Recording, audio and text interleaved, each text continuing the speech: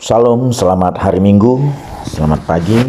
Hari ini kita melanjutkan pembacaan Alkitab untuk hari ke-204, tanggal 23 Juli, dari Amsal 17 ayat 25 hingga pasal 18 ayat 6. Anak yang bebal menyakiti hati ayahnya dan memedihkan hati ibunya. Mengenakan denda orang benar adalah salah, memukul orang mulia pun tidak patut. Orang yang berpengetahuan menahan perkataannya. Orang yang berpengertian berkepala dingin.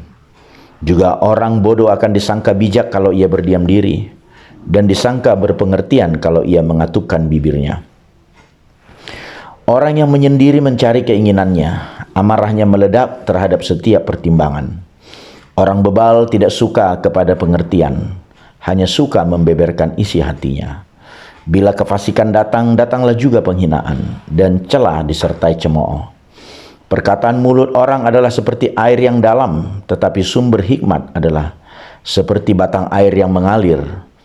Tidak baik berpihak kepada orang fasik dengan menolak orang benar dalam pengadilan. Bibir orang bebal menimbulkan perbantahan, dan mulutnya berseru meminta pukulan. Roma 8. Demikianlah sekarang tidak ada penghukuman bagi mereka yang ada di dalam Kristus Yesus. Roh yang memberi hidup telah memerdekakan kamu dalam Kristus dari hukum dosa dan hukum maut. Sebab apa yang tidak mungkin dilakukan hukum Taurat karena tak berdaya oleh daging telah dilakukan oleh Allah. Dengan jalan mengutus anaknya sendiri dalam daging, yang serupa dengan daging yang dikuasai dosa karena dosa. Ia telah menjatuhkan hukuman atas dosa di dalam daging, supaya tuntutan hukum Taurat digenapi di dalam kita, yang tidak hidup menurut daging, tetapi menurut roh. Sebab mereka yang hidup menurut daging memikirkan hal-hal yang dari daging, mereka yang hidup menurut roh memikirkan hal-hal yang dari roh. Karena keinginan daging adalah maut, tetapi keinginan roh adalah hidup dan damai sejahtera. Sebab keinginan daging adalah perseteruan terhadap Allah, karena ia tidak takluk kepada hukum Allah. Hal ini memang tidak mungkin baginya. Mereka yang hidup dalam daging tidak mungkin berkenan kepada Allah. Tetapi kamu tidak hidup dalam daging, melainkan dalam roh. Jika memang roh Allah ada di dalam kamu. Tetapi jika orang tidak memiliki roh Kristus, ia bukan milik Kristus. Tetapi jika Kristus ada di dalam kamu, maka tubuh memang mati karena dosa. Tetapi roh adalah kehidupan oleh karena kebenaran. Dan jika roh Dia yang telah membangkitkan Yesus dari antara orang mati diam di dalam kamu, maka Ia yang telah membangkitkan Kristus Yesus dari antara orang mati akan menghidupkan juga tubuhmu yang fana itu oleh rohnya yang diam di dalam kamu. Jadi saudara-saudara, kita adalah orang berhutang, tetapi bukan kepada daging, supaya hidup menurut daging. Sebab jika kamu hidup menurut daging, kamu akan mati. Tetapi jika oleh roh kamu mematikan perbuatan-perbuatan tubuhmu, kamu akan hidup. Semua orang yang dipimpin roh Allah adalah anak-anak Allah. Sebab kamu tidak menerima roh perbudakan yang membuat kamu menjadi takut lagi. Tetapi kamu telah menerima roh yang menjadikan kamu anak Allah. Oleh roh itu kita berseru, Ya Aba, ya Bapa. Roh itu bersaksi bersama-sama dengan roh kita bahwa kita adalah anak-anak Allah. Dan jika kita adalah anak, maka kita juga adalah ahli waris. Maksudnya orang-orang yang berhak menerima janji-janji Allah, yang akan menerimanya bersama-sama dengan Kristus, yaitu jika kita menderita bersama-sama dengan Dia, supaya kita juga dipermuliakan bersama-sama dengan Dia.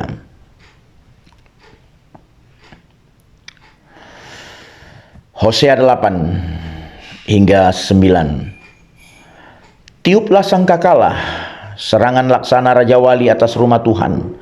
Oleh karena mereka telah melangkahi perjanjianku dan telah mendurhaka terhadap pengajaranku. Kepadaku mereka berseru-seru, Ya Allahku, kami, Israel mengenal Engkau. Israel telah menolak yang baik, biarlah musuh mengejar dia. Mereka telah mengangkat raja tetapi tanpa persetujuanku. Mereka mengangkat pemuka tetapi dengan tidak setauku. Dari emas dan peraknya mereka membuat berhala-berhala bagi dirinya sendiri, sehingga mereka dilenyapkan. Aku menolak anak lembumu, hai Samaria. Murkaku menyala terhadap mereka. Sampai berapa lama tidak dapat disucikan orang-orang Israel itu? Itu dibuat oleh tukang dan itu bukan Allah. Sungguh akan menjadi serpih anak lembu Samaria itu. Sebab mereka menabur angin, maka mereka akan menuai puting beliung. Gandum yang belum menguning tidak ada pada mereka. Tumbuh-tumbuhan itu tidak menghasilkan tepung, dan jika memberi hasil maka orang-orang lain menelannya. Israel sudah ditelan. Sekarang mereka itu ada di antara bangsa-bangsa seperti barang yang tidak disukai orang. Sebab mereka telah pergi ke Asur bagaikan keledai hutan yang memecilkan diri. Efraim telah membagi-bagi hadiah cinta. Sekalipun mereka membagi-bagi hadiah itu di antara bangsa-bangsa, sekarang ini aku akan mengumpulkan mereka, dan sebentar lagi mereka akan berhenti mengurapi raja dan para pemuka. Sungguh Efraim telah memperbanyak mezbah. Mezbah-mezbah itu menjadikan mereka berdosa. Sekalipun kutuliskan baginya tentang banyak pengajaranku, itu akan dianggap mereka sebagai sesuatu yang asing. Mereka mencintai korban sembelihan. Mereka mempersembahkan daging dan memakannya. Tetapi Tuhan tidak berkenan kepada mereka. Sekarang Ia akan mengingat kesalahan mereka dan akan menghukum dosa mereka. Mereka harus kembali ke Mesir.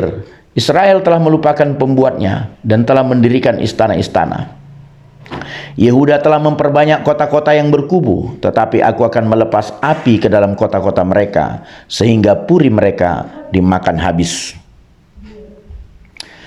Janganlah bersukacita, hai Israel. Janganlah bersorak-sorak seperti bangsa-bangsa, sebab engkau telah berzina dengan meninggalkan Allahmu. Engkau telah mencintai upah sundal di segala tempat pengirikan gandum. Tempat pengirikan gandum dan tempat pemerasan anggur tidak akan memberi mereka makan, dan anggur akan mengecewakan mereka. Mereka tidak akan tetap diam di tanah Tuhan, tetapi Efraim harus kembali ke Mesir. Dan Asur mereka akan memakan makanan najis. Mereka tidak akan mempersembahkan korban curahan anggur kepada Tuhan, dan korban-korban sembelian mereka tidak akan menyenangkan hatinya. Roti mereka adalah seperti roti perkabungan. Semua orang yang memakannya akan menjadi najis, sebab roti mereka adalah untuk dirinya sendiri, tidak boleh dibawa ke dalam rumah Tuhan. Apa yang hendak kamu perbuat pada waktu pertemuan raya dan pada waktu hari raya Tuhan? Sebab walaupun mereka mengelakkan diri dari pemusnahan, Mesir akan mengumpulkan mereka, Memphis akan menguburkan mereka. Rumput akan menutupi barang-barang perak mereka yang berharga, ona akan tumbuh dalam kemah-kemah mereka.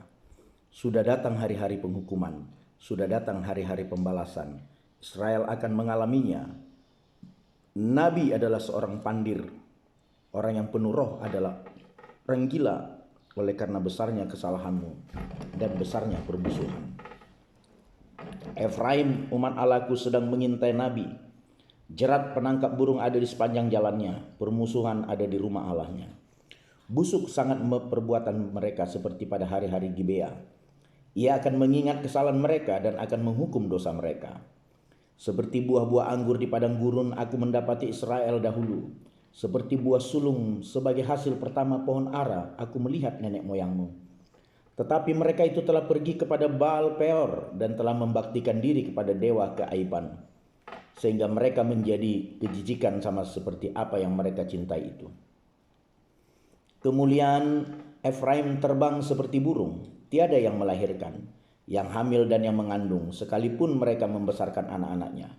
Aku akan membuat mereka bulus sehingga tidak ada manusia lagi. Sungguh celakalah juga mereka. Pada waktu aku menjauh daripada mereka, Efraim seperti yang aku lihat telah membuat anak-anaknya menjadi binatang perburuan. Efraim terpaksa menyerahkan anak-anaknya kepada si pembunuh. Berilah kepada mereka, ya Tuhan, apakah yang hendak kau beri? Berilah kepada mereka kandungan yang mandul dan buah dada yang kering. Segala kejahatan mereka terjadi di Gilgal. Sungguh di sana aku mulai membenci mereka. Oleh karena jahatnya perbuatan-perbuatan mereka, aku akan menghalau mereka dari rumahku. Aku tidak akan mengasihi mereka lagi. Semua pemuka mereka adalah pemberontak. Efraim telah dipukul, akarnya telah menjadi kering. Mereka tidak akan menghasilkan buah, bahkan sekalipun mereka melahirkan anak. Aku akan mematikan buah kandungannya yang berharga. Allahku akan membuang mereka, sebab mereka tidak mendengarkan Dia. Maka mereka akan mengembara di antara bangsa-bangsa. Amin.